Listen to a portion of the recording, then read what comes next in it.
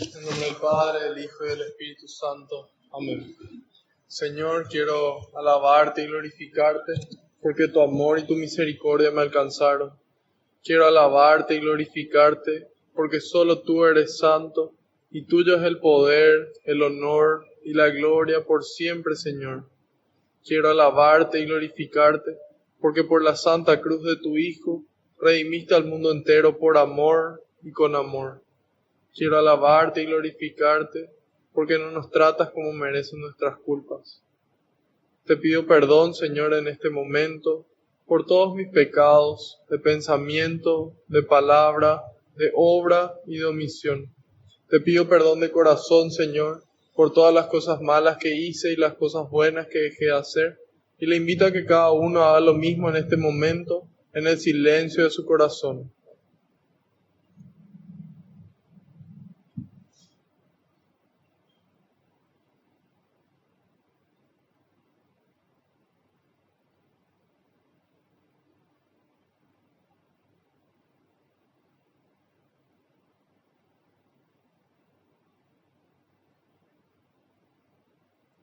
Te pido, Señor, que se cumpla tu palabra. Tú dijiste que donde dos o más se reúnan en tu nombre, ahí vas a estar vos presente, Señor. Y nosotros sabemos que aunque no te podamos ver, tú estás aquí entre nosotros, contento de que podamos conocer un poco más de tu palabra, un poco más de tu mensaje, de conocerte un poco más a vos, Señor, para que podamos aceptar tu mensaje y podamos llevarlo a la práctica. Y eso sea de bendición para nosotros y para todas las personas que se encuentren con nosotros. Te pido, Señor, que tú vayas por delante, que puedas allanar el camino de nuestra mente y nuestro corazón, que puedas arar esa tierra para que esta semilla que se va a sembrar, que es tu palabra, pueda dar fruto y fruto en abundancia. En algunos el 30, en otros el 60 y en otros el 100%, Señor. Te pido, Señor, que yo crezca por completo y sea tu Espíritu Santo el que me inunde. En este momento, Señor, te entrego cada una de las intenciones que nosotros traemos en el corazón, cada pedido de oración, porque sé que tú los recoges con alegría y se lo entregas al Padre, para que nos conceda esa gracia que cada uno necesita a su debido tiempo y acorde a su voluntad. Glorias y alabanzas sean dadas a ti, por los siglos de los siglos. Amén. Decimos todos juntos: Espíritu Santo, vacíame de mí y lléname de ti hasta rebosar. Espíritu Santo, vacíame de mí y lléname de ti hasta rebosar. Espíritu Santo, vacíame de mí y lléname de ti hasta rebosar. Que así sea. Amén. Ahora les pido que en un momento de silencio intercedan por mí ante el Padre, para que todo lo que transmita sean las palabras del Hijo y que sea el Espíritu Santo el que obre con intensidad en ustedes y en mí también.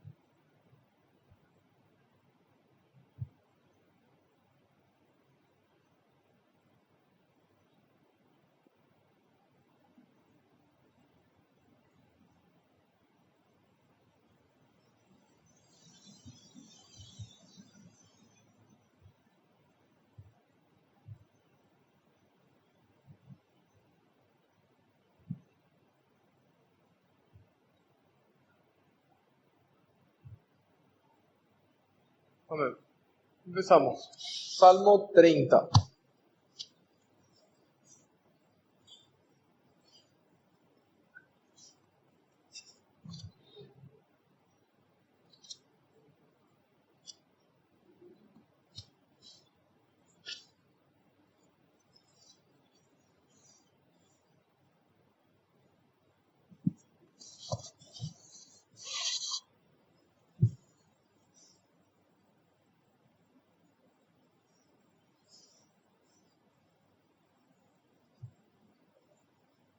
Te alabaré, Señor, porque me has librado. Te alabaré, Señor, porque me has levantado, y muy pocos se han reído mis contrarios. Señor, Dios mío, clamé a ti y me sanaste. Señor, me has sacado de la tumba, me iba a la fosa y me has devuelto a la vida. Que sus fieles canten al Señor y den gracias a su nombre santo, porque su enojo dura unos momentos y su bondad toda una vida. Al caer la tarde nos visita el llanto, pero a la mañana es un grito de alegría. Cuando me iba bien, decía entre mí, nada jamás me perturbará. Por tu favor, Señor, yo me mantenía como plantado en montes poderosos. Apenas escondiste tu rostro, vacilé.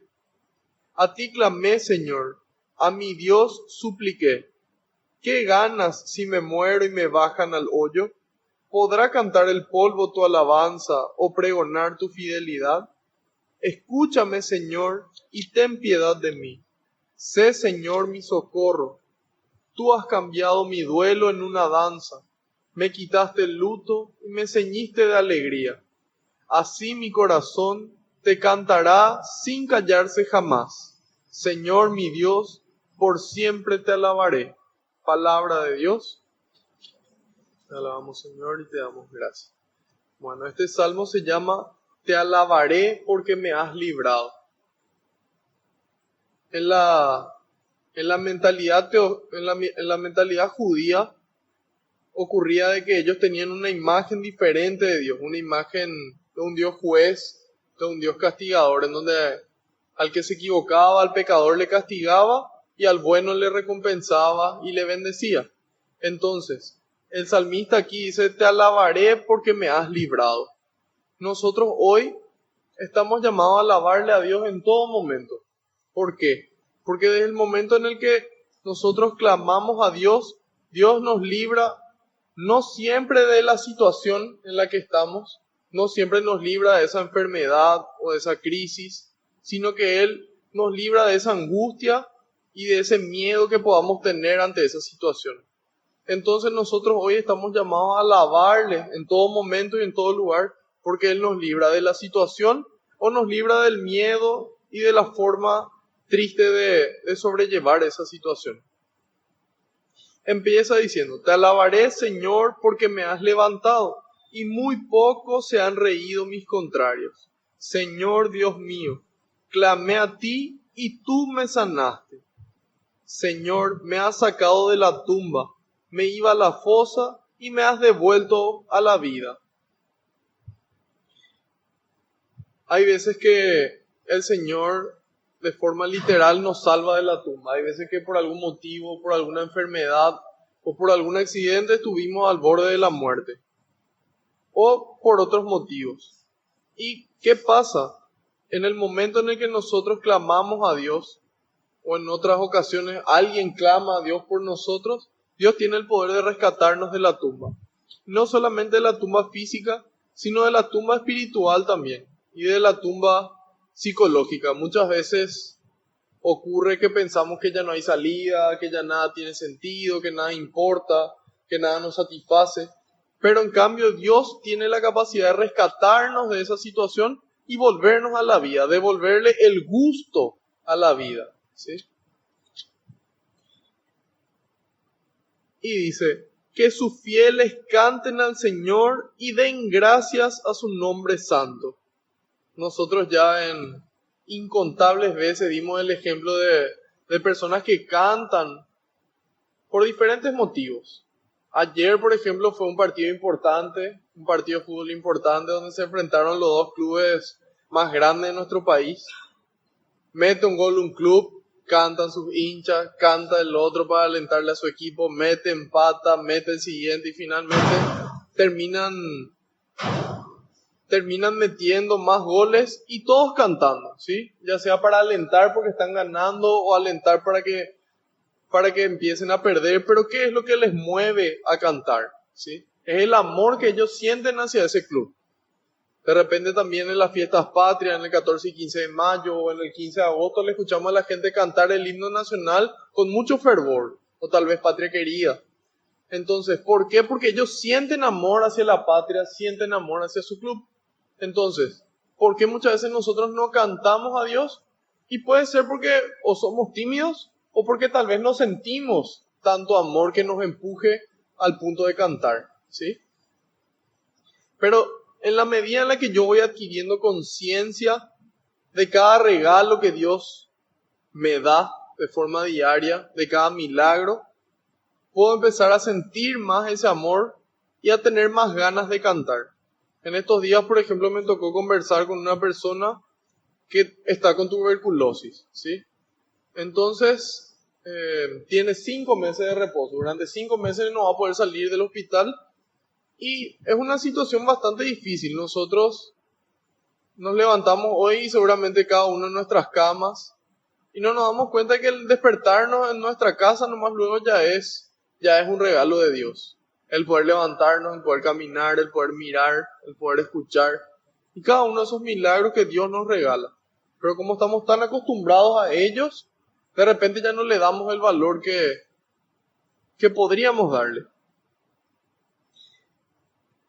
Entonces, en la medida en la que yo veo esta fidelidad de Dios, me llama a cantar y a darle gracias a su nombre santo, como dice el salmista. Porque su enojo dura unos momentos y su bondad toda una vida. El enojo es aquel sentimiento que sienten las personas cuando perciben de que algo malo se está haciendo. Y eso es lo que le empuja a la persona a actuar en consecuencia para que se corrija eso que está mal.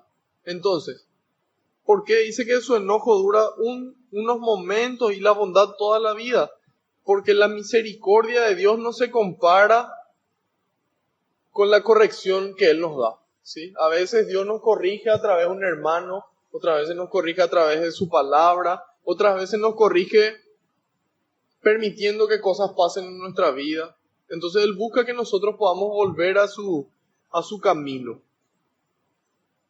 ¿Y qué dice? Su enojo dura unos momentos y su bondad toda una vida. Nosotros muchas veces nos concentramos en las cosas que hacemos mal y pensamos que Dios no nos va a perdonar. En cambio, Dios lo que quiere es corregirnos y a partir de ahí que nosotros podamos concentrarnos en su amor y en poder transmitir ese amor a los demás. Después dice, al caer la tarde nos visita el llanto, pero a la mañana es un grito de alegría. ¿Qué ocurre? Si nosotros analizamos cuánto dura nuestra vida, cuánto tiempo podemos sufrir, 70 años, 90 años, 120 años si rompemos algún récord. ¿Qué es eso comparado con toda la eternidad? ¿Sí? ¿Qué es eso comparado con todo el tiempo en presencia de Dios, en su paz, en su alegría? Entonces Dios nos dice que ese sufrimiento no va a durar para siempre. Acá en la tierra probablemente no dure para siempre y una vez que termine el sufrimiento aquí en la tierra, vamos a poder pasar a ese grito de alegría. Una vez que estemos allá y nos encontremos todos, Dios mediante y por delante, vamos a poder dar ese grito de alegría de que finalmente vencimos, de que no fue en vano todos esos esfuerzos que cada día hicimos.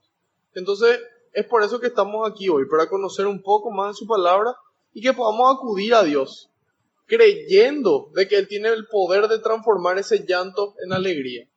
De que a pesar de que no me saque esa situación, me pueda dar una fortaleza que me permita a mí enfrentar la situación. Y eso sea testimonio de Dios en mi vida. Que la gente diga, ¿cómo esta persona, estando sin trabajo tanto tiempo, igual transmite esa alegría? ¿Cómo esta persona, estando enferma, transmite esa alegría? Y eso es porque Dios transforma este llanto en un grito de alegría. Él nos da la fuerza para sobrellevar cualquier situación. Y aquí dice el salmista, cuando me iba bien, decía entre mí, nada jamás me perturbará. Por tu favor, Señor, yo me mantenía como plantado en montes poderosos. Apenas escondiste tu rostro, vacilé. Nosotros pensamos a veces de que Dios en ciertos momentos ya no escucha, de que Dios en ciertos momentos esconde su rostro. Pero en realidad no es así. Esa es una mentira del demonio que nos hace creer que Dios se esconde de nosotros, de que no se siente repulsión, de que siente algún sentimiento que le lleva a él a esconderse. Pero Dios está siempre presente. Eso nos enseñó Jesús, de que Él va a estar con nosotros todos los días. ¿Y de qué depende ver su rostro o creer que se oculta? Depende de mí mismo. Si es que yo empiezo a mirar a mi alrededor y empiezo a verle a Dios en las diferentes personas, en las diferentes situaciones. Y dice, a ti clamé, Señor, a mi Dios supliqué. ¿Qué gana si me muero y me bajan al hoyo? ¿Podrá cantar el polvo tu alabanza o pregonar tu fidelidad? Escúchame, Señor, y ten piedad de mí. Sé, Señor, mi socorro. Entonces, en esas situaciones en las que nos sentimos solos, en las que nos sentimos tristes, o nos sentimos culpables por el pecado que cometimos, estamos llamados a seguir el ejemplo del salmista y clamar a Dios. Y en la oportunidad que tengamos, confesarnos para volver al estado de gracia, ¿sí? Y volver a comulgar para poder fortalecernos y que eso sea en parte la medicina que restablezca el daño que el pecado produjo en nuestra alma. Después dice, tú has cambiado mi duelo en una danza, me quitaste el luto y me ceñiste de alegría. Así mi corazón te cantará sin callarse jamás. Señor mi Dios, por siempre te alabaré. A veces nos ocurre también que clamamos a Dios, estamos pasando por alguna situación difícil y le pedimos a Dios que nos saque de esa situación. Y Dios nos saca de esa situación. Eso nos alegra, cambia el luto, nos pone en modo alegría. Y ahí empezamos a alabar a Dios, empezamos a proclamar. Y eso es como que nos da fuerza. Pero dura solamente poco tiempo. Y después volvemos a recaer y volvemos a estar como antes. En cambio el salmista nos dice, así mi corazón te cantará sin callarse jamás. Señor mi Dios, por siempre te alabaré. Entonces, ¿cómo hago yo para que esas veces que Dios me escuchó se queden grabadas en mí? Y es cuestión de ejercitarse en eso también. Es cuestión de pedirle a Dios, Señor, yo quiero poder recordar las cosas buenas que hiciste, para que en el momento de la prueba eso me dé fuerza. ¿Sí? Entonces, haciendo un resumen, dice, te alabaré porque me has librado. Entonces estamos llamados a, en el momento en el que nos sentimos oprimidos, que sentimos que algo aprieta nuestro corazón, pedirle a Dios que Él afloje, que Él libere eso que nos oprime. Entonces Dios siempre nos responde de una de dos formas, o sacándonos de esa situación o dándonos fuerza para continuar.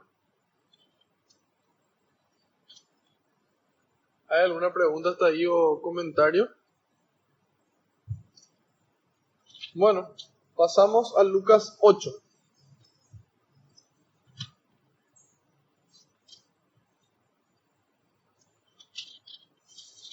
A partir del versículo 26.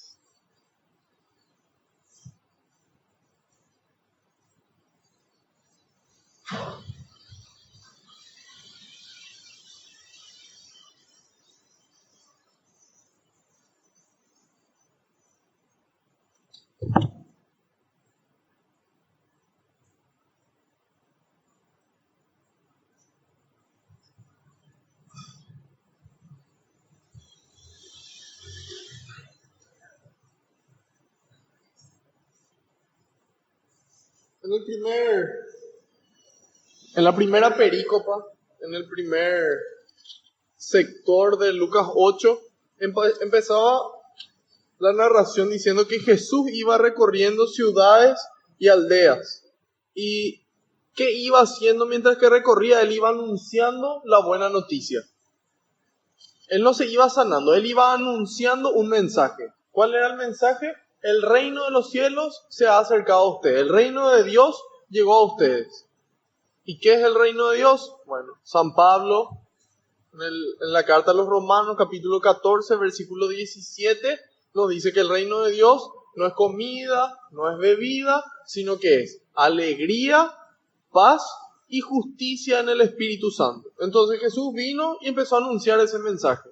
La paz, la alegría y la justicia de Dios llegó a ustedes.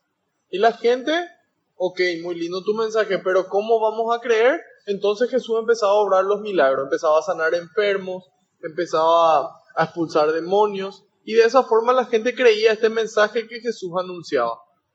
Jesús, siendo Dios, Él tenía todo el poder y la autoridad para pedirle a las personas que vengan, o simplemente sentarse a esperar. Pero aquí nos dice que Jesús iba recorriendo las ciudades, ejemplo de que Él, siendo Dios, Él salía en busca de las demás personas. Ejemplo para nosotros.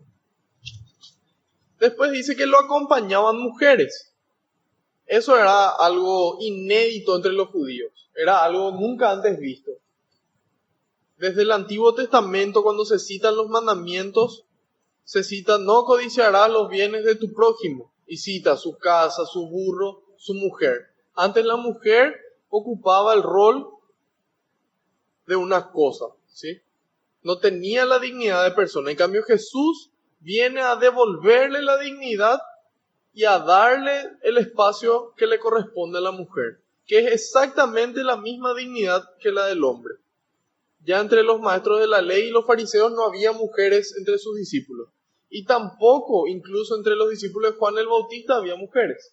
En cambio, detrás de Jesús, sí. Una vez que termina esa primera sección, empieza la comparación del sembrador, donde Jesús nos enseña una parábola y después nos explica el significado de cada una de las situaciones. Ahí nos menciona de que hay 4 situaciones en donde Dios mismo, que es el sembrador, Él siembra su palabra. Existen 4 tipos de personas. La persona que no presta atención, entonces fácilmente se pierde la palabra de Dios que recibió. Ese es el que cayó al borde del camino. Después está el que cayó sobre rocas, en donde cayó y dice que brotó rápidamente, pero murió por falta de raíces. ¿Cuál es el segundo caso? El segundo de las personas que escuchan la palabra de Dios con alegría, parece que todo está bien, pero no perseveran. Entonces no tiene forma de dar fruto. Entonces, en el primer caso, no presta atención. En el segundo caso, presta atención, pero no persevera. En el tercer caso, dice que cayó entre espinos. Es el caso de la persona que escucha con atención. Es la persona que persevera, pero no arranca de su vida los malos hábitos, las malas costumbres y los pecados que forman parte de su vida. Entonces, tarde o temprano, esas cosas malas terminan ahogándole a la palabra de Dios y no puede dar fruto, ¿sí? Finalmente, está el cuarto caso, en donde presta atención, persevera, elimina las cosas malas y puede dar fruto. ¿Cuál es la forma de poder sembrar? Yo necesito la semilla. ¿Y la semilla de dónde sale? La semilla está dentro del fruto. ¿Qué significa eso? Que si yo quiero sembrar, tengo que poder llegar a dar fruto primero. Entonces dijimos de que esta parábola del sembrador tiene dos aristas o 2 dimensiones, igual que la cruz. La cruz tiene una dimensión vertical y una dimensión horizontal. En la dimensión vertical es la relación entre Dios y yo. La horizontal es entre el prójimo y yo. Entonces, en esa relación vertical, Dios siembra y depende de mí que pueda dar fruto de esa palabra. Una vez que da fruto, es mi responsabilidad, esa semilla, a partir del fruto que yo di, poder sembrarla. A tiempo y a destiempo, nos decía San Pablo. Una vez que termina esa comparación, está la situación de donde vienen, se acercan unas personas a Jesús y le dicen que su madre y sus hermanos estaban afuera. Nosotros aclaramos de que la palabra hermano es una palabra ambigua, que no implica necesariamente que sean sus hermanos de sangre. Dimos ejemplos en el Antiguo Testamento. Y Jesús, lejos de negarle a su madre y a sus hermanos como su familia, él lo que hace es ampliar el concepto de madre y familia, que no solamente las personas que tengan lazo sanguíneo con él pueden ser su familia, sino todos los que escuchan la palabra de Dios y la ponen en práctica. Otro detalle importante que nos da un indicio de por qué Jesús no tenía hermanos de sangre es que en el momento de la cruz, cuando él va a morir, le entrega a su amigo, a su mamá, y no a sus hermanos. En caso de que hubiese tenido hermanos, los hermanos que quedaban iban a quedarse a cargo de la madre. Entonces iba a ser un acto de deshonra de Jesús el entregarle su madre a otra persona que no sea su hermano, que iba a ser una incoherencia con todo el mensaje de amor que él transmitía. Entonces ahí nos damos cuenta de que evidentemente que Jesús no tenía hermanos de sangre. Después viene la tempestad calmada, donde Jesús nos invita a nosotros a cruzar al otro lado, nos invita a ir mar adentro donde no sabemos qué ocurre, pero confiando en Él. Una vez que empezaron a cruzar, nos cuenta de que hubo una tormenta tan grande que casi se hundía la barca. Cuando vino esa tormenta, los discípulos se desesperaron. ¿Y qué hacía Jesús? Dormía. ¿Y cómo puede ser que Jesús duerma y atraviese una tormenta con tanta calma?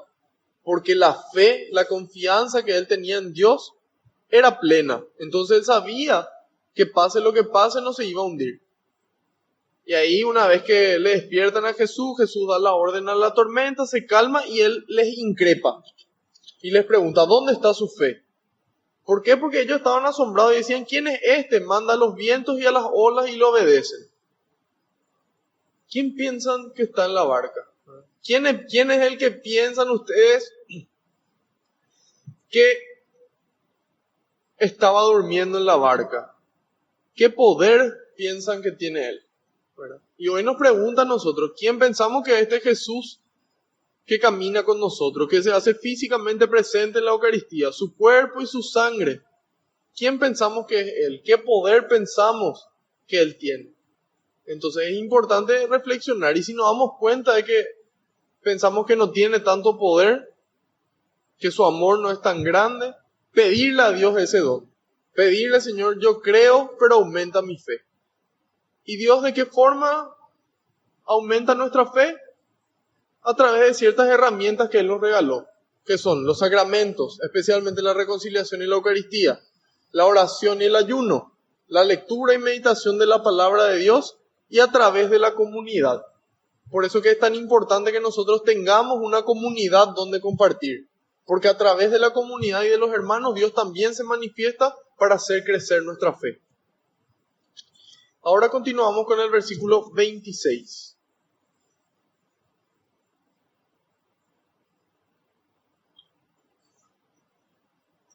Llegaron a la tierra de los Gerasenos, que se halla al otro lado del lago, frente a Galilea. Acababa Jesús de desembarcar cuando vino a su encuentro un hombre de la ciudad que estaba poseído por demonios. Desde hacía mucho tiempo no se vestía ni vivía en casa alguna, sino que habitaba en las tumbas. Al ver a Jesús, se puso a gritar y se echó a sus pies. Le decía a voces, ¿qué quieres conmigo, Jesús, Hijo del Dios Altísimo? Te lo ruego, no me atormentes.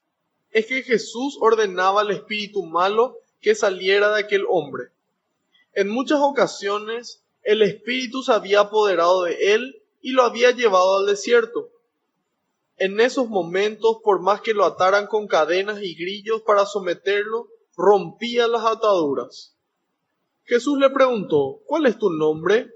Y él contestó, multitud, porque muchos demonios habían entrado en él, y rogaban a Jesús que no les ordenara volver al abismo. Había en ese lugar un gran número de cerdos comiendo en el cerro. Los demonios suplicaron a Jesús que les permitiera entrar en los cerdos, y él se lo permitió. Salieron pues del hombre para entrar en los cerdos, y toda la piara se precipitó de lo alto del acantilado, ahogándose en el lago. Al ver los cuidadores lo que había ocurrido, huyeron y llevaron la noticia a la ciudad y a los campos. La gente salió a ver qué había pasado y llegaron a donde estaba Jesús. Encontraron junto a él al hombre del que habían salido los demonios, sentado a sus pies, vestido y en su sano juicio. Todos se asustaron. Entonces los que habían sido testigos les contaron cómo el endemoniado había sido salvado. Un miedo muy fuerte se apoderó de ellos, y todo el pueblo del territorio de los Gerasenos pidió a Jesús que se alejara. Cuando Jesús subió a la barca para volver, el hombre del que habían salido los demonios le rogaba que le admitiera en su compañía, pero Jesús lo despidió diciéndole, vuélvete a tu casa y cuenta todo lo que Dios ha hecho por ti. El hombre se fue y publicó en la ciudad entera todo lo que Jesús había hecho por él. Ya había gente para recibir a Jesús a su regreso, pues todos estaban esperándolo. En esto se presentó un hombre llamado Jairo, que era dirigente de la sinagoga. Cayendo a los pies de Jesús, le suplicaba que fuera a su casa, porque su hija única de unos 12 años se estaba muriendo. Y Jesús se dirigió a la casa de Jairo, rodeado de un gentío que casi lo sofocaba. Entonces, una mujer que padecía hemorragias desde hacía 12 años y a la que nadie había podido curar, se acercó por detrás y tocó el fleco de su manto. Al instante se le detuvo el derrame. Jesús preguntó: ¿Quién me ha tocado? Como todos decían: yo no, Pedro le replicó: Maestro, es toda esta multitud que te rodea y te oprime. Pero Jesús le dijo: alguien me ha tocado, pues he sentido que una fuerza ha salido de mí. La mujer, al verse descubierta, se presentó temblando y se echó a los pies de Jesús. Después contó delante de todos por qué lo había tocado y cómo había quedado instantáneamente sana. Jesús le dijo: hija, tu fe te ha salvado, vete en paz. Estaba aún Jesús hablando cuando alguien vino a decir al dirigente de la sinagoga: tu hija ha muerto, no tienes por qué molestar más al maestro. Jesús lo oyó y dijo al dirigente: no temas, basta que creas y tu hija se salvará. Al llegar a la casa, no permitió entrar con él más que a Pedro, Juan y Santiago, y al padre y a la madre de la niña. Los demás se lamentaban y lloraban en voz alta, pero Jesús les dijo: no lloren, la niña no está muerta, sino dormida. Pero la gente se burlaba de él, pues sabían que estaba muerta. Jesús la tomó de la mano y le dijo: niña, levántate. Le volvió su espíritu, al instante se levantó y Jesús insistió en que le dieran de comer. Sus padres estaban fuera de sí y Jesús les ordenó que no dijeran a nadie lo que había sucedido. Palabra del Señor. Gloria a ti, Señor Jesús. Bueno, en esta segunda parte del capítulo 8 de Lucas tenemos dos casos particulares y contrapuestos. El primer caso es el caso del Geraseno, que es de la ciudad de Gerasa. Gerasa es una ciudad que se encontraba en la Decápolis, ¿sí? Eran 10 ciudades en donde en esta ciudad de Gerasa eran paganos los que vivían, eran personas de origen griego y sirio. Y cuando Jesús cruza esa ciudad, se le aparece una persona de ese lugar, ¿sí? ¿Y qué pasa? Jesús les sana, Jesús les salva. Después aparece el dirigente de la sinagoga, que era judío, y él pide por su hija, y Jesús les sana, Jesús les salva a la hija. Entonces, con esto Jesús nos muestra de que la salvación y la sanación es para todos, ¿sí? Él no hace discriminación entre paganos, cristianos, hombre, mujer, etcétera, etcétera, ¿sí? La sanación y la salvación es para todos. Entonces, ese es el contraste más grande que ocurre en esta parte del Evangelio.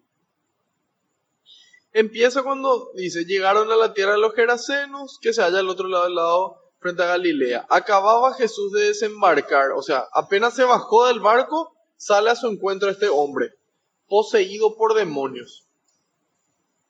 Después dice: desde hacía mucho tiempo que no se vestía ni vivía en casa alguna, sino que habitaba en las tumbas. Aquí hay otro contraste. Si nosotros miramos, dice que hace tiempo no se vestía, hasta que después se encuentra con Jesús, y a partir de ahí, después de que Jesús le sana, dice, todos quedaron asombrados, estaba sentado a sus pies, vestido.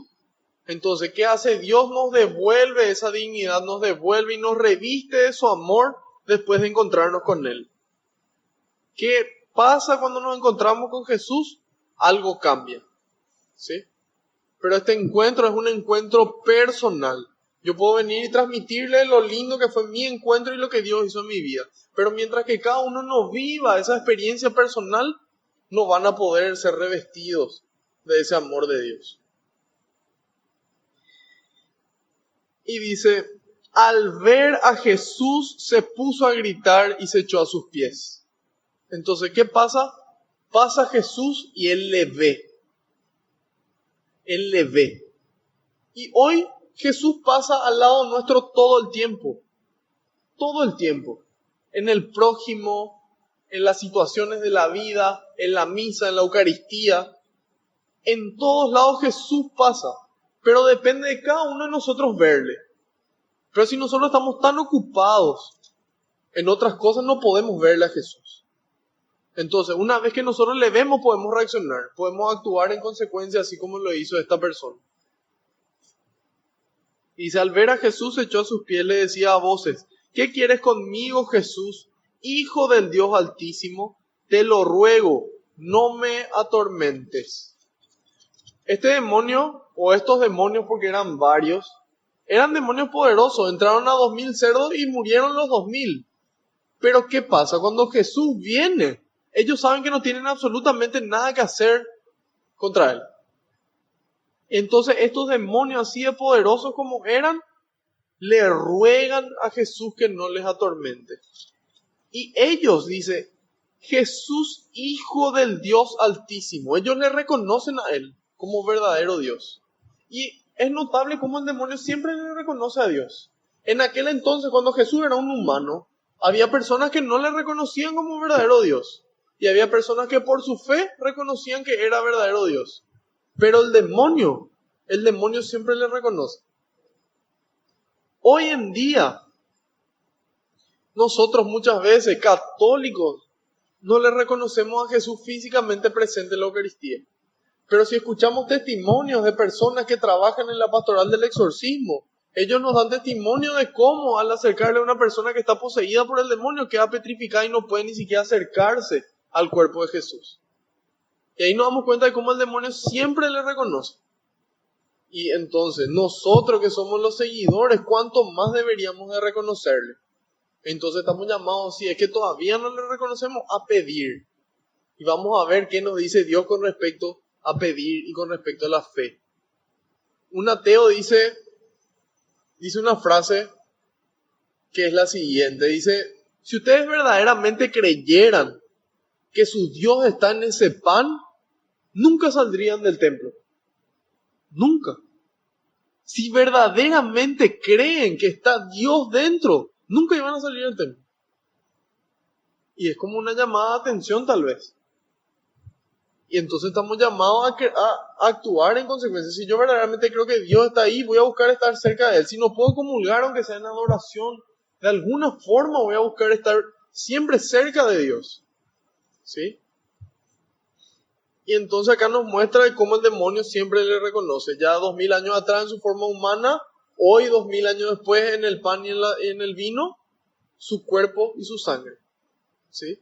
Ejemplo para nosotros, ejemplo de cómo tenemos que reconocerle a Dios. Y ahí dice, es que Jesús ordenaba al espíritu malo que saliera de aquel hombre. En muchas ocasiones el espíritu se había apoderado de él y lo había llevado al desierto. A lo mejor para nosotros hoy no es una figura tan representativa del desierto. A lo mejor para nosotros una figura más representativa hoy sería que le lleva al Chaco, ¿verdad? ¿Por qué? Porque ¿qué hace el demonio cuando empieza a apoderarse de nosotros, de nuestra mente especialmente? Busca alejarnos de las demás personas. Nos lleva a un lugar donde nos quedamos solos. ¿Por qué? Porque Dios muchas veces quiere hablarnos a través de los hermanos. En cambio, cuando nosotros estamos tristes, lo que sea, no queremos lo que nadie nos hable, que nadie se nos acerque. Preferimos estar encerrados, ¿sí? Entonces eso es lo que hace el demonio, le aleja de las demás personas que le pueden volver a atraer hacia Dios, ¿sí? Y eso dice, le llevó al desierto. ¿Y qué pasa en el desierto? El desierto es peligroso, en el desierto no da gusto. Y eso es lo que hace el demonio hoy con nosotros también. A través del pecado nos aleja de las demás personas, nos lleva a lugares peligrosos, nos hace sentir de formas que no traen nada positivo a nuestra vida, ¿sí? ¿Y qué hace Jesús? Jesús nos rescata de esa situación, ¿sí? Y ahí dice, en esos momentos, por más que lo ataran con cadenas y grillos para someterlo, rompía las ataduras. Nosotros muchas veces estando en ese desierto, luchamos y queremos vencer a la pereza, al miedo, a la ansiedad, a la lujuria, a la soberbia, a la gula, a lo que sea. Queremos vencer y luchamos y intentamos atarle y frenarle con cadena y con grillo que son nuestras fuerzas. Pero no tenemos la fuerza suficiente para vencer y vuelve a escaparse. ¿Por qué? Porque son fuerzas espirituales del mal a las que solamente Dios puede vencer. Entonces estamos llamados, así como decía el salmista, Señor, yo clamo a ti, sé mi socorro, y ahí Dios puede empezar a vencer. Entonces de esa forma podemos mantenernos alejados del desierto. Ahí Jesús le pregunta, ¿cuál es tu nombre? Y él le contestó, multitud. Si nosotros leemos un poco sobre exorcismos, el sacerdote cuando le va a exorcizar a la persona le pregunta al demonio cuál es su nombre. Cuando el demonio le responde, tiene la autoridad para expulsarlo. Mientras que el demonio no le diga su nombre, ese demonio tiene el control todavía. Nosotros, si prestamos atención, ¿por qué el demonio le responde de una a su nombre a Jesús? Por la autoridad que tenía Jesús. ¿Y por qué tenía esa autoridad? Por la forma en la que él vivía. El padre Ernesto María Caro, un sacerdote mexicano, él vive en Monterrey. Él es el párroco de la parroquia de la Santa Cruz, el director de un colegio católico y es el exorcista de la arquidiócesis de Monterrey. Él cuenta su experiencia personal como exorcista, como cuando él y su equipo hacían ayunos físicos, suaves, superficiales, parciales. Le ordenaba al demonio y tardaba mucho tiempo en obedecer. Pero en cambio, en el momento en el que hacían ayunos intensos, el demonio obedecía a la primera hora. ¿Por qué? Porque el cuerpo decrece, pero el espíritu crece y ahí gana autoridad. El demonio normalmente ¿de qué se vale? Y se vale de nuestra debilidad humana. Pero si nosotros ya estamos débiles de la debilidad humana y con el espíritu fuerte, el demonio obedece. Entonces por eso, por la autoridad que tenía Jesús, el demonio le responde su nombre. Y ahí dice, porque muchos demonios habían entrado en él. Y rogaban a Jesús que no les ordenara volver al abismo. Había en ese lugar un gran número de cerdos, pero comiendo en el cerro. Los demonios suplicaron a Jesús que les permitiera entrar a los cerdos y él se lo permitió. Yo la primera vez que leí la lectura no entendí tanto y dije, ¿por qué Jesús le concede un deseo a estos demonios? No entiendo. ¿Por qué en vez de eso no le mandó a vagar al desierto? ¿Por qué permitió eso? Y acá dice, y él se lo permitió, dice la palabra. Entonces después el Espíritu trajo un poco de luz y ahí eso me permitió entender que por algo Dios permite las cosas. Siempre que Dios permite algo es porque alguna lección quiere transmitir, algo nos quiere enseñar, a nosotros o a alguien a nuestro alrededor o a la humanidad entera. Pero si Él permite es por algo. ¿Qué lección quiso transmitir en este caso? Bueno, dos lecciones. Primero que nada, este era el anticipo de la victoria final. ¿Por qué? Porque los cerdos eran considerados animales impuros entre los judíos, ¿sí? Entonces ahí nos damos cuenta que eran paganos porque dice que criaban cerdos. Los judíos tenían prohibido criar cerdos. Entonces ahí nos damos cuenta, una confirmación de que eran paganos. ¿Y por qué un anuncio, una previa de la victoria final? Porque esos animales que eran considerados impuros, hasta esa última impureza, Dios va a vencer, ¿sí? Por eso mueren los chanchos. Pero la lección más importante es que en la medida en la que a mí me importan más las cosas materiales, que las cosas espirituales me pueden llevar a mí a actuar como actuaron estos Gerasenos. ¿Qué hicieron? Le sacaron a Dios de su vida, le alejaron a Jesús de su ciudad. ¿Por qué? Porque ellos se vieron perjudicados, se murieron sus chanchos. Entonces eso implicó un perjuicio económico para ellos. Y eso no les gustó. Entonces decidieron sacarle a Dios de su vida en lugar de darse cuenta de lo que ocurrió. Porque dice, salieron pues del hombre para entrar en los cerdos, se tiraron. A los cuidacoches que vieron, huyeron, llevaron la noticia. La gente salió a ver qué había pasado y llegaron a donde se encontraba Jesús. Encontraron al hombre del que habían salido los demonios, sentado a sus pies, vestido y en su sano juicio. ¿Qué hizo Jesús? Jesús le sanó a una persona que estaba perturbada, una persona que su vida estaba siendo complicada. Y lo más probable es que le complicara la vida al resto, porque si nosotros somos complicados, generalmente le complicamos la vida al resto. Entonces, ¿qué hace Jesús? Jesús le sana a una persona. ¿Y a ellos qué le importa más?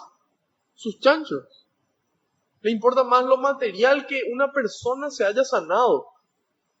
Entonces por eso Dios permite, porque nos quiere mostrar cómo es muchas veces el corazón del hombre cuando no está guiado por Dios. Prefiere las cosas materiales que el bien de una persona. Y hoy es así. Hay mucha gente que se muere de hambre, hay gente que se muere porque no tiene medicamentos. Y otras personas que le importa más lo material que esas personas que están enfermas. ¿Sí? Y entonces ahí nos damos cuenta cómo los males que le aquejaban al hombre eran los mismos hace 2000 años que hoy. Y la solución sigue siendo la misma. Dios. Y ahí dice, todos se asustaron. Cuando uno se asusta, cuando uno no conoce, cuando uno no entiende. Cuando uno conoce, cuando uno entiende, no tiene por qué tener miedo. Entonces ahí nos damos cuenta que no tenían la fe para reconocerle que era Dios, que con el poder de Dios le exorcizó, le expulsó a ese demonio.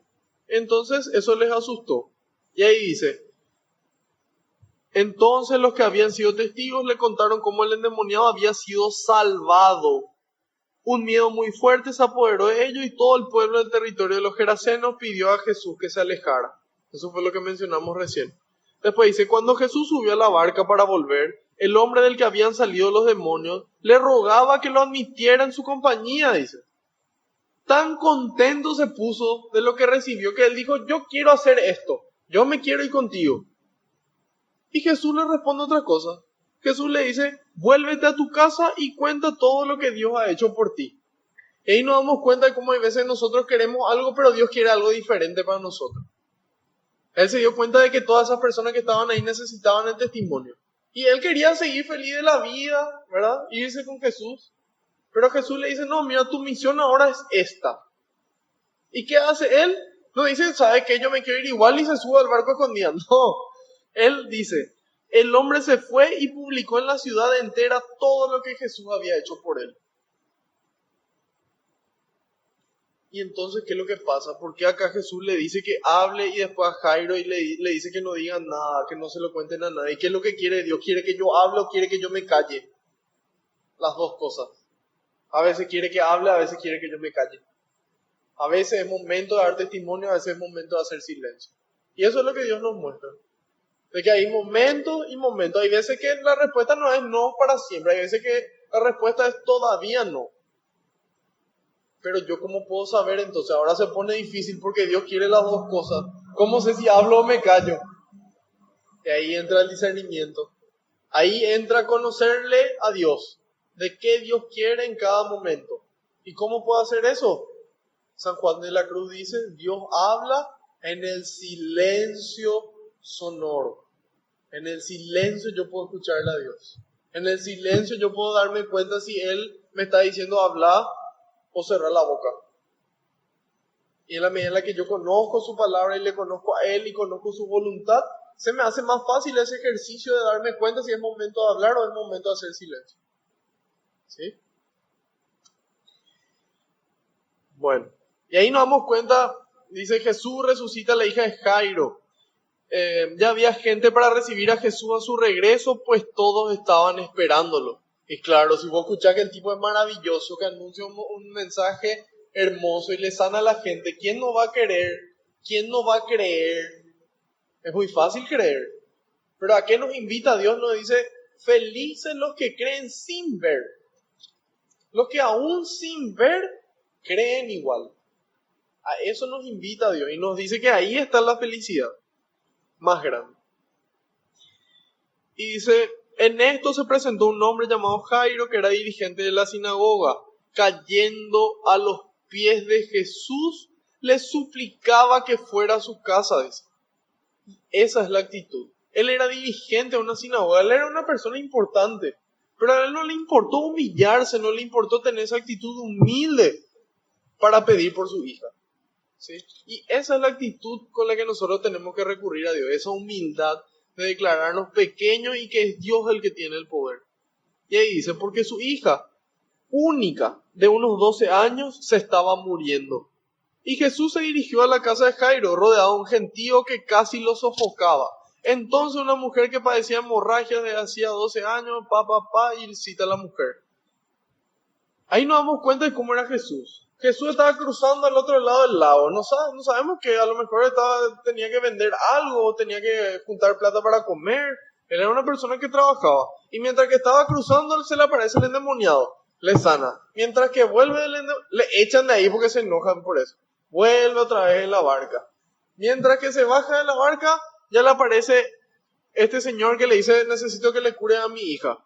Después, mientras que se está yendo a curarle a la hija, ya le intercepta la otra señora. Y ahí nos damos cuenta de cómo Jesús siempre tenía tiempo para la caridad. Siempre. Una vez, tras otra vez, tras otra vez. Y nosotros muchas veces decimos, y una vez más, y una vez más. Y ese es Jesús. Detrás de Él lo que estamos caminando. Ese es nuestro ejemplo y nuestro modelo a seguir. O si no, ¿qué estamos haciendo? ¿Qué estamos haciendo acá? Están perdiendo su tiempo ustedes y estoy perdiendo mi tiempo yo. Pero yo creo firmemente que no es así. Y que todo esto que aprendemos es para irlo llevando a la práctica, para poder seguir este ejemplo de Jesús.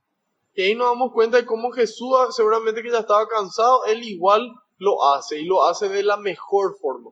Lo hace con amor. Y llama la atención en el 43 que dice, esta mujer padecía hemorragia hace 2 años y nadie la podía curar. Nadie le podía curar. ¿Sí? En cambio, cuando le toca a Jesús, instantáneamente queda curada. Eso que parece imposible para el mundo, es posible para Dios. La gente dice, no, esa persona es imposible que cambie, ese se va a morir así. Y sin Dios es imposible. Yo creo que es imposible. Pero con Dios, todo es posible. Nada es imposible para Dios, le dijo el ángel a María. Entonces, nosotros estamos llamados a amar y a obrar para que esas cosas que a los ojos del mundo son imposibles, puedan hacerse posibles. Y cuando se hagan posibles, la gente le dé gloria a Dios. Y ahí dice, se acercó por detrás y tocó el fleco de su manto. Al instante se le detuvo el derrame. ¿Y cómo puede ser entonces? Esta mujer era una idólatra, era una hereje que creía que el fleco tenía poder y tocó el fleco y se curó y adoró el manto. No. ¿Por qué se curó? ¿Porque el manto tenía poder o porque ella creía que Dios podía sanarle a través de ese manto? Por su fe, ella se sana. Que es exactamente lo que Jesús le dice. Hija, tu fe te ha salvado, vete en paz. Entonces, ¿el manto tenía poder? No. Pero ella tenía fe de que tocando ese manto, Dios le iba a sanar. Y hoy en día también es así. Hay personas que tienen la fe muy sencilla. Hay gente que piensa que rezándole una estampita, Dios le va a sanar y Dios le sana. ¿Y cómo puede ser si Dios dice que no hay imagen ni tal cosa? No. ¿Por qué? Porque Dios lo que mira es la fe. Él mira el corazón de la persona. Y es eso lo importante. Lo más importante de todo este capítulo es la fe.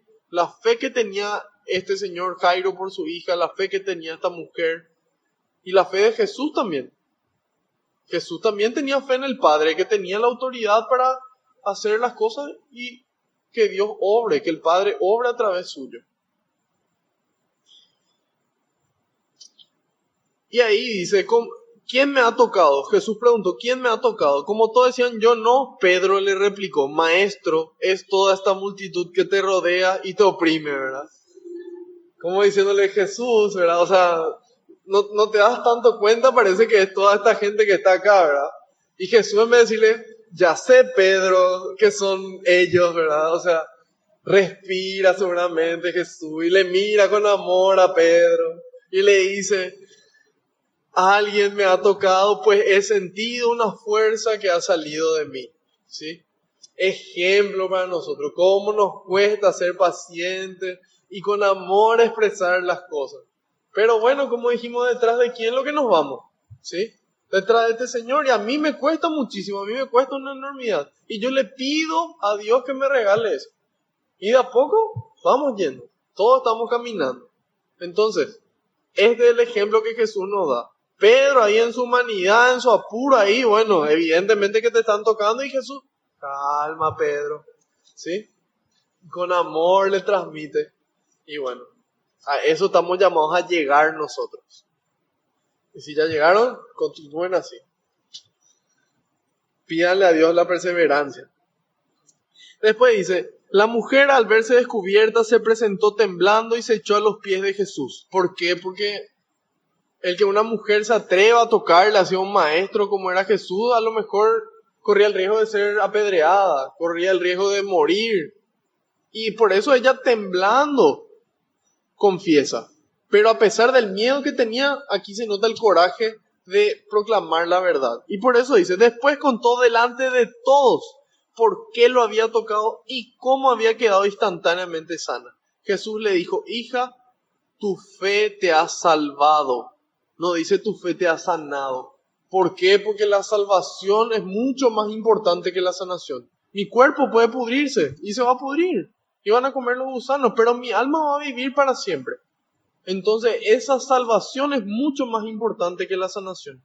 Por eso le dice, tu fe te ha salvado, vete en paz. Y dijimos que Dios, ¿cómo nos ofrece salvación hoy? A través del sacramento de la reconciliación. Y cuando el Padre te perdona tus pecados, te dice, yo te absuelvo de todo tu pecado por el ministerio que me concede la iglesia, te concedo el perdón y la paz. Y ese perdón de nuestros pecados es lo que nos regala la salvación, lo que nos devuelve el estado de gracia. Para que si en ese momento nosotros partimos directo al cielo, sin escala, sin purgatorio, sin espera. Y ahí después dice, vete en paz. Entonces, te concedo el perdón y la paz, te dice el sacerdote, que son las mismas palabras prácticamente que Jesús pronunció. Y Jesús las vuelve a pronunciar en realidad a través del sacerdote. Cuando el sacerdote nos absuelve de nuestros pecados, Él lo hace in persona Christi, se llama el término. Es Jesús mismo el que a través del sacerdote nos perdona nuestros pecados y nos dice, tu fe te ha salvado por creer que yo te puedo perdonar a través de este ser humano pecador como vos, al que yo decidí elegirle para esta misión, al que yo le di poder para esta misión, y ahora vete en paz, ¿sí? Entonces estas mismas palabras, esto mismo que hizo con esta mujer, hace con nosotros nuevamente, cada vez. Pero para eso tenemos que verle y tenemos que actuar en consecuencia, si no, no puede. ¿Por qué no puede? Porque nos respeta y porque nos ama y no va a venir a obligarnos a decirnos, este es el mejor camino, tenés que irte por acá. No, nos ama tanto que nos respeta nuestra voluntad. Y después dice, estaba Jesús aún hablando cuando alguien vino a decirle al dirigente de la sinagoga, tu hija ha muerto, no tienes por qué molestar más al maestro. Jesús lo oyó y le dijo al dirigente, no temas, no temas, basta que creas y tu hija se salvará. No dice tu hija se sanará, tu hija volverá a la de tu hija se salvará, dice. Basta que creas y tu hija se salvará. Al llegar a la casa no permitió entrar con él más que a Pedro, Juan y Santiago y al padre y la madre de la niña. ¿Por qué hace esto? ¿Por qué le deja entrar al top 3 nomás? A Pedro, Santiago y Juan. ¿Por qué frente al top 3 nomás se transfigura y le muestra la gloria de Dios? Y al resto no. Es simple. Nosotros a quién le mostramos toda nuestra vida y todo nuestro secreto y todo, a las personas más cercanas, a las personas más íntimas, a los que más comparten con nosotros, a los que más confiamos. Y ellos tres eran eso, eran el círculo íntimo de Jesús que más tiempo permanecían con él. Y entonces, en la medida en la que yo más permanezco con Dios, más se me revela, más actúa, más me muestra, más siento su amor. Pero eso ya depende de mi relación con Dios. Ya depende de mi relación con Dios. Por eso le elige a ellos tres y al padre y a la madre, para que también sean testigos. Y dice, los demás se lamentaban y lloraban en voz alta, pero Jesús le dijo, no lloren, no lloren. La niña no está muerta, sino dormida. Pero la gente se burlaba de él. ¿Por qué? Porque sabían que estaba muerta. Esos somos nosotros, los que sabemos las cosas y tenemos la certeza de que es así. Y no tenemos nosotros la última palabra. La última palabra siempre la tiene Dios. Siempre, siempre, siempre. Entonces estamos llamados a escuchar la palabra de Dios y a ver qué Dios nos dice al respecto.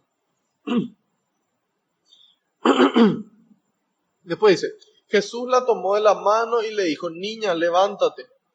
Le volvió el espíritu y al instante se levantó, y Jesús le insistió en que le dieran de comer.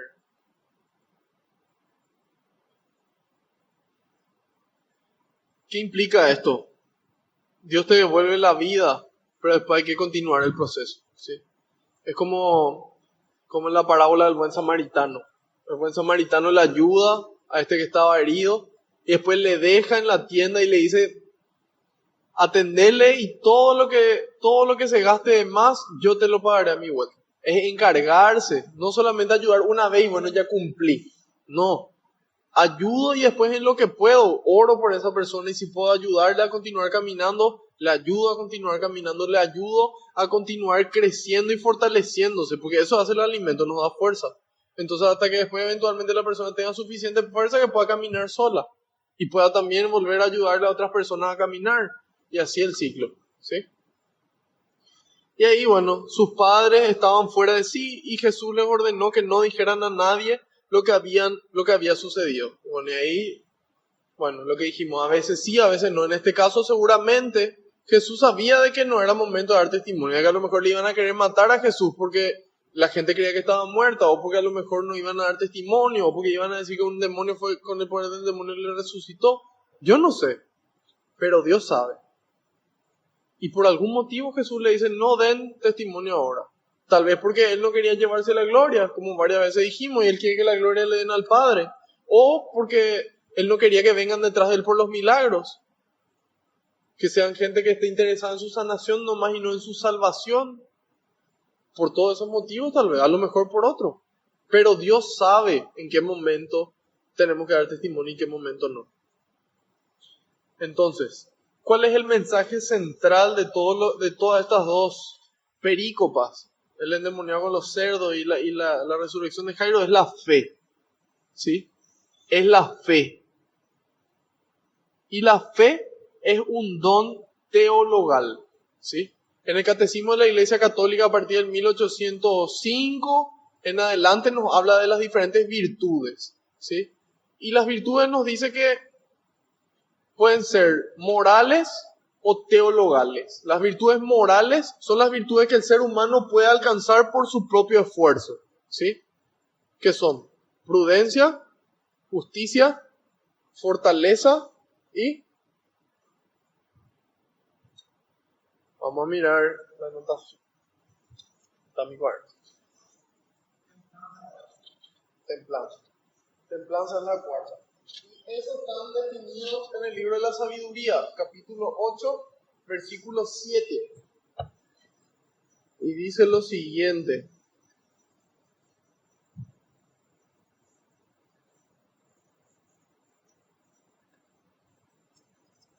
A ver. Sabiduría 8, versículo 7 dice: ¿aman ustedes la rectitud? Sepan que todas las virtudes son fruto de su trabajo. Ella enseña la prudencia y la inteligencia, la justicia y el valor. No hay nada en la vida que sea más útil a los hombres. ¿Aman ustedes la rectitud? Sepan que todas las virtudes son fruto de su trabajo. Ellas enseñan la prudencia y la inteligencia, la justicia y el valor. Nada hay en la vida que sea más útil a los hombres. Entonces esas son las 4 virtudes morales, en donde el ser humano, la persona, puede alcanzar por su esfuerzo. Es prudencia, justicia, fortaleza y templanza. Esos son los 4. Y después tenemos las virtudes teologales, que son citadas en el Catecismo 1812 y en la carta del apóstol San Pablo a los Corintios, en la primera carta, capítulo 13, versículo 13. Estas virtudes teologales tienen la característica que nosotros no podemos alcanzar por nuestro esfuerzo. Son virtudes que Dios mismo nos regala, infunde en nuestros corazones, ¿sí? La primera es la fe. La fe, la esperanza y la caridad, o la fe, la esperanza y el amor. Aquí San Pablo nos va a citar y dice, ahora pues son válidas la fe, la esperanza y el amor. Las tres, pero la mayor de estas tres es el amor. Nosotros decimos caridad porque la caridad es el amor puesto en obras. Caridad viene de la palabra caritas, que significa amor, que significa aprecio. Entonces, esas son las tres y son citadas aquí. ¿Y qué importancia tienen estas virtudes? Aquí nos dice, aunque hablara las lenguas de los hombres y de los ángeles, si me falta el amor, sería como bronce que resuena o una campana que retiñe. Aunque tuviera el don de profecía y descubriera todos los misterios y la ciencia entera, aunque tuviera tanta fe como para trasladar montes, si me falta el amor, nada soy. Aunque repartiera todo lo que poseo e incluso sacrificara mi cuerpo a las llamas, si no tengo amor, de nada me sirve. Y después describe el amor, describe la caridad y dice, el amor es paciente y muestra comprensión. El amor no tiene celos, no aparenta ni se infla, no actúa con bajeza ni busca su propio interés, no se deja llevar por la ira y olvida lo malo. No se alegra de lo injusto, sino que se goza en la verdad. Perdura a pesar de todo, lo cree todo, lo espera todo y lo soporta todo. El amor nunca pasará. Las profecías perderán su razón de ser, callarán las lenguas y ya no servirá el saber más elevado, porque este saber queda muy imperfecto y nuestras profecías también son algo muy limitado. Y cuando llegue lo perfecto, lo que es limitado desaparecerá. Entonces, así de importante es el amor y las otras dos virtudes teologales. Solamente que nos resalta, nos recalca que la más importante entre la esperanza, el amor y la caridad, entre la fe, la esperanza y la caridad, es la caridad. La fe es la virtud, según el Catecismo 1814 dice, es la virtud teologal por la que creemos en Dios y en todo lo que Él nos ha dicho y revelado, y que la Santa Iglesia nos propone, porque Él es la verdad misma. Entonces dice, es la virtud por la que creemos en Dios. No dice por la que le sentimos a Dios. El ejemplo claro de esto es Santa Teresa de Calcuta, la Madre Teresa de Calcuta. Ella en los últimos 50 años de su vida no le sintió a Dios, pero antes Dios le mostró, antes Dios le hizo sentir, antes Dios vivió esa experiencia con ella, que fortaleció lo suficientemente su fe para que durante 50 años sin sentirle a Dios pueda vivir acorde a la voluntad de Dios. Y ahí nos damos cuenta de lo que es el poder de la fe. Sin sentir nada durante 50 años vivió como tenía que vivir. ¿Sí? Bueno, ¿y de dónde nace la fe? Bueno, Romanos 10:17 dice lo siguiente.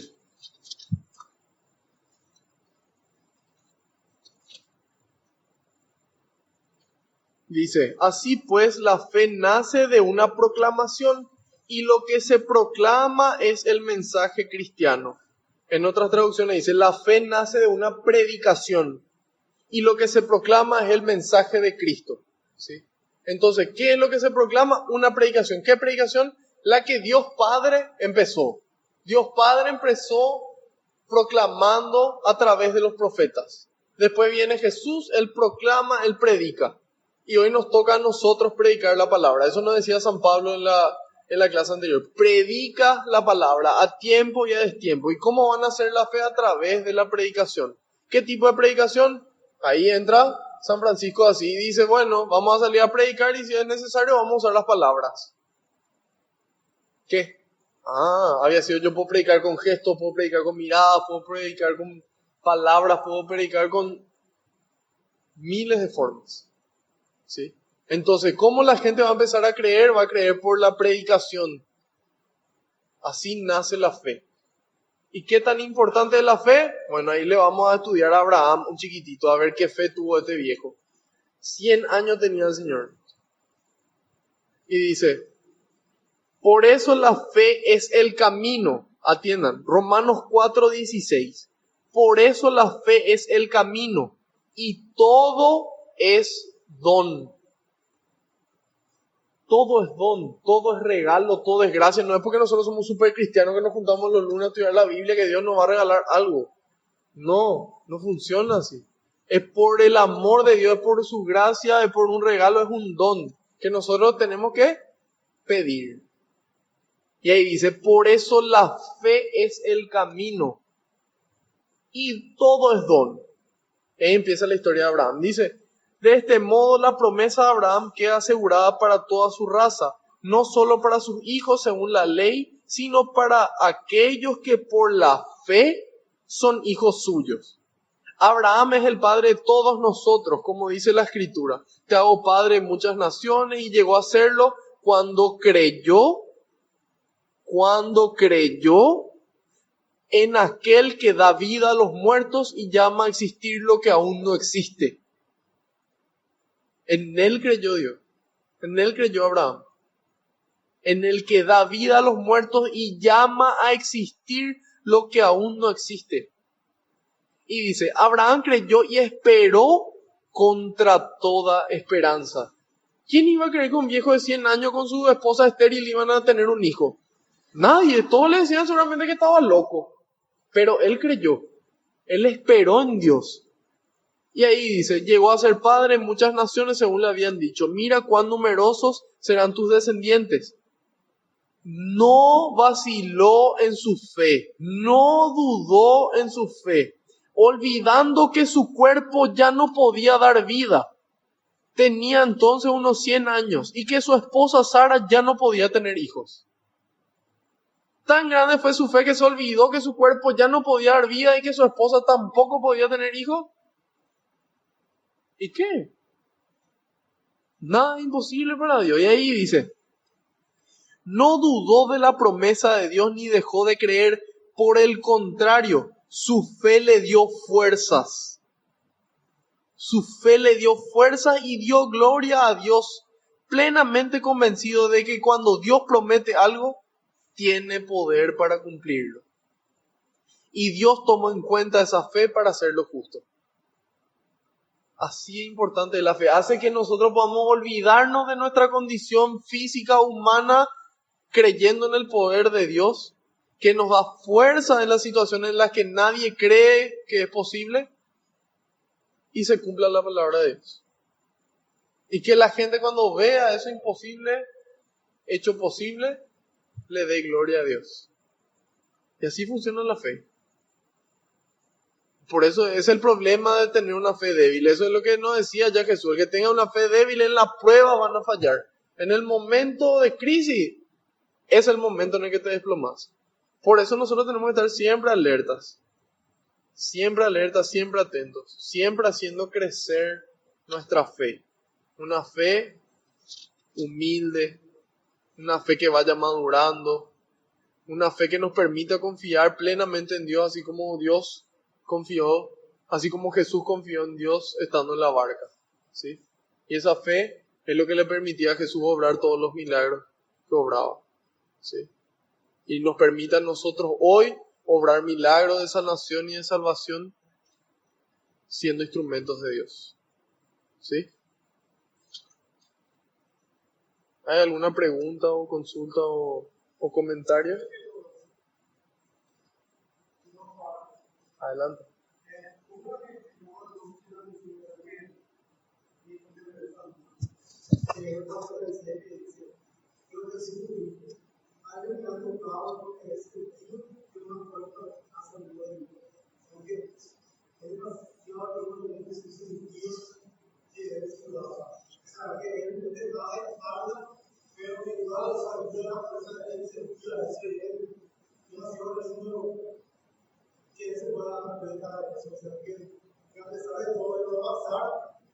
Pero igual que el paso, no integrar ese momento, todo un sistema de mirar en frente, igual es una cosa porque va a ser lindo.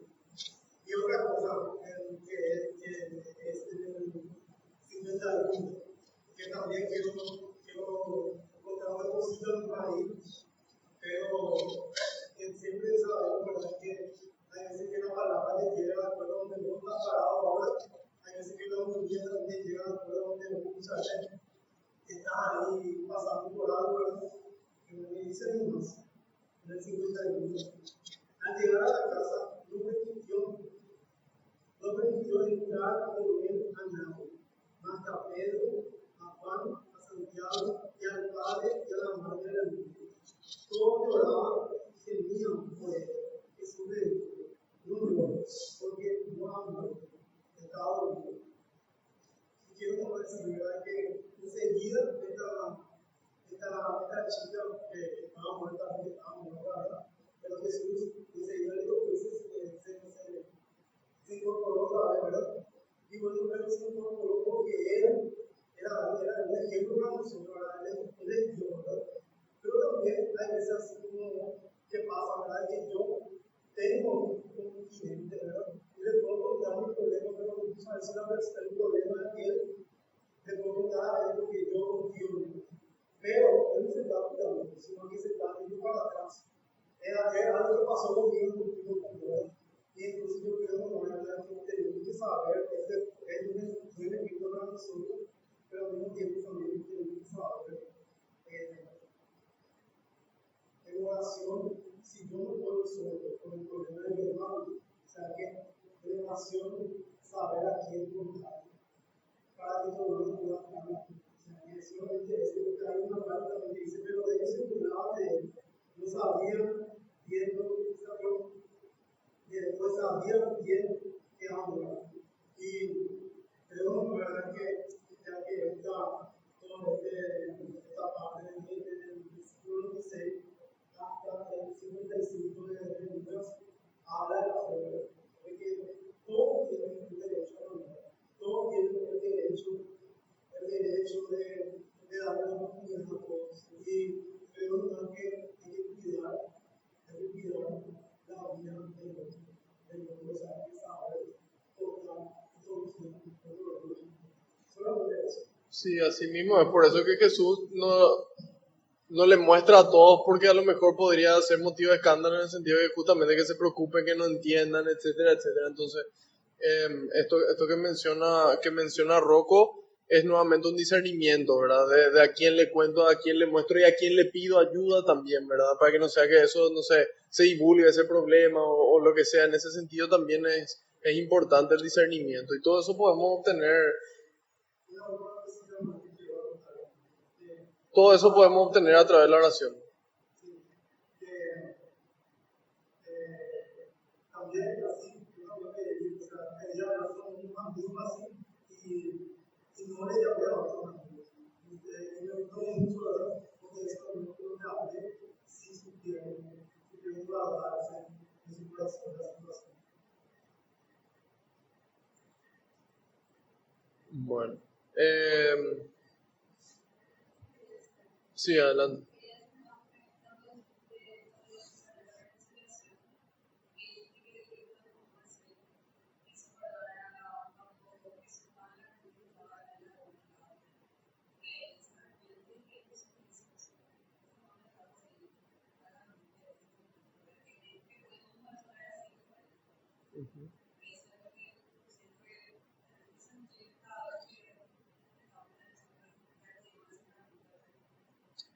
Y lo otro primero que dijiste, el tema de sentir y que era muy lindo como él sentía, eso es algo muy, muy importante porque, ¿qué pasa? Nosotros muchas veces no sentimos el dolor ajeno, ¿sí? No sentimos, es como que nuestro corazón es de piedra.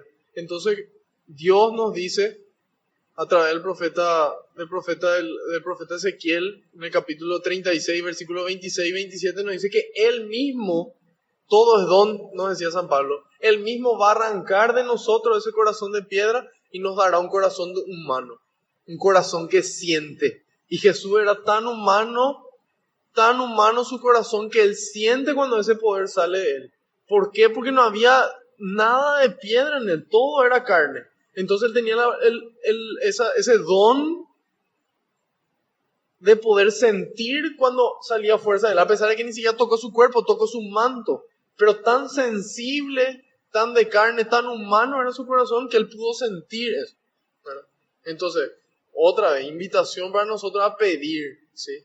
Y si ya tenemos un corazón humano, y pedirle que permanezca así, o que lo haga un poco más como el suyo, ¿sí? Como el corazón de él y el de su mamá. Bueno, hacemos una oración de agradecimiento, ¿sí? Ok. Si alguien quiere decir algo más, este es el momento. Adelante.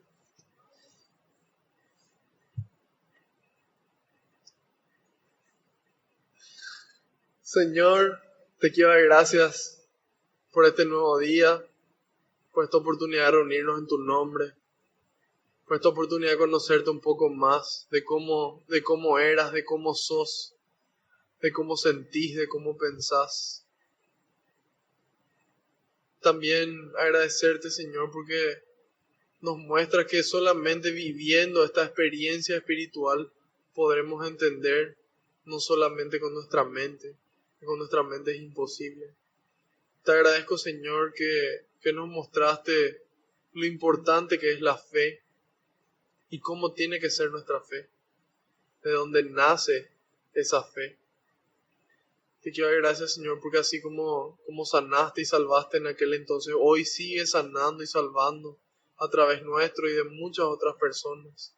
Te pido, Señor, que podamos estar atentos para poder verte en el prójimo, para poder sentirte en el prójimo.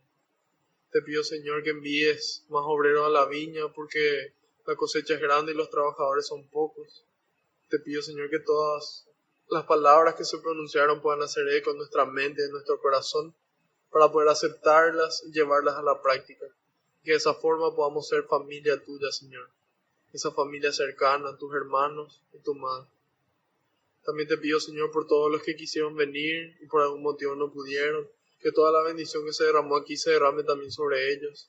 También te quiero dar gracias, Señor, por todos los que no quisieron venir y no vinieron, porque son una oportunidad, Señor, para dar testimonio de tu amor, para poder servirte en tu presencia.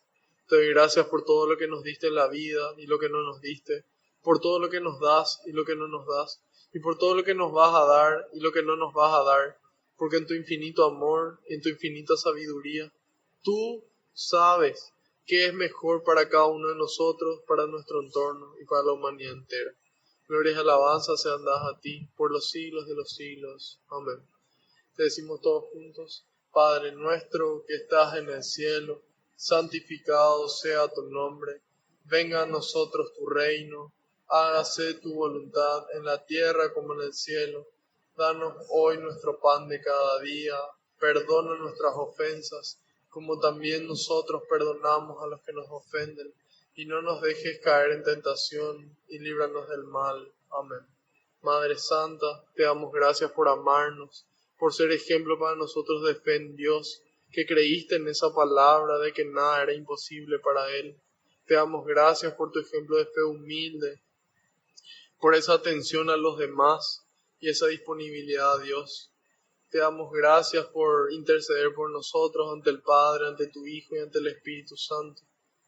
Y te decimos todos juntos: Dios te salve María, llena eres de gracia, el Señor es contigo, bendita tú eres entre todas las mujeres, y bendito es el fruto de tu vientre Jesús. Santa María, Madre de Dios, ruega por nosotros los pecadores, ahora y en la hora de nuestra muerte. Amén.